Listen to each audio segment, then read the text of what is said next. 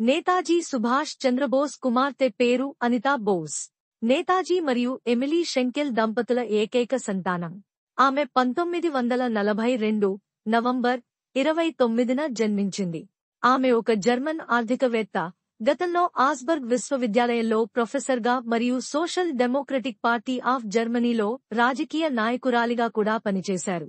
ఆమె professor Martin ఫాఫ్ను వివాహం చేసుకుంది. ఆయన గతంలో జర్మన్ పార్లమెంట్ సభ్యుడిగా పనిచేశారు. వారికి ముగ్గురు పిల్లలు పీటర్ అరుణ్, థామస్ కృష్ణ మరియు మాయా కరీనా. 1994లో భారత ప్రభుత్వం ఆమెను అధికారికంగా ఆహ్వానించి రాష్ట్రపతి భవన్లో సన్మానం చేసింది. 1997లో సుభాష్ చంద్రబోస్ 100వ జయంతి సందర్భంగా జరిగిన జాతీయోత్సవ కార్యక్రమానికి హాజరైనారు. 2016లో నేతాజీకి సంబంధించిన ఫైళ్లను విడుదల చేసే కార్యక్రమానికి భారతదేశానికి వచ్చారు.